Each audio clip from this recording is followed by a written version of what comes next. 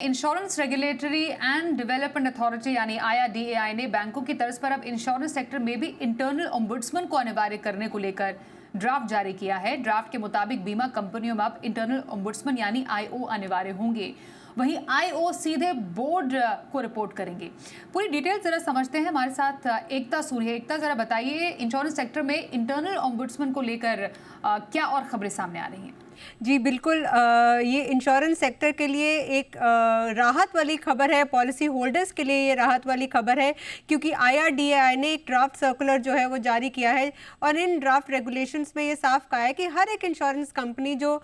3 साल तक पुरानी है उससे ज़्यादा, उनके पास इंटरनल ओम्बड्समैन अब खुद का होना ही चाहिए। अभी तक क्या होता था कि कंपनीज के पास एक ग्रीवियंस ऑफिसर होता था, लोगों का अगर क्लेम रिजेक्ट होता था तो वो कंप्लेंट डालते थे, ये ग्रीवियंस ऑफिसर मैनेजमेंट का हिस्सा होता था, ज़्यादा से ज़्यादा फ्लैग कर देता था मामला या एस्केलेट कर देता था, लेकिन लोगों को ज़्यादातर रेजोल्यूशन नहीं मिलता था और वो एक्सटर्नल ओम्बड्समैन के पास जाते थे। अब क्या होगा कि अगर ये जो ड्राफ्ट है, ये नियम बनता है, तो हर एक इंश्योरेंस कंपनी के पास इंटरनल ओम्बड्समैन होगा, जिसका मतलब ये कि अगर कोई अपनी शिकायत दर्ज कर रहा है और अगर वो वाजिब क्लेम की शिकायत है तो उसकी शिकायत जो है उसकी सुनवाई जल्दी हो सकती है, क्योंकि इस ड्राफ्ट में ये साफ कहा गया है कि इंटरनल ओम्बड्समैन का जो फैसला होगा उसे इंश्योरेंस कंपनी को मानना ही होगा। ग्रीवियंस ऑफिसर जो कि अभी तक चलता आ रहा है वो कभी कभार मैनेजमेंट का हिस्सा होता है, लेकिन ये इंटरनल ओम्बड्समैन जो है इंडिपेंडेंट होगा, ये बोर्ड को रिपोर्ट करेगा, इसे कम से कम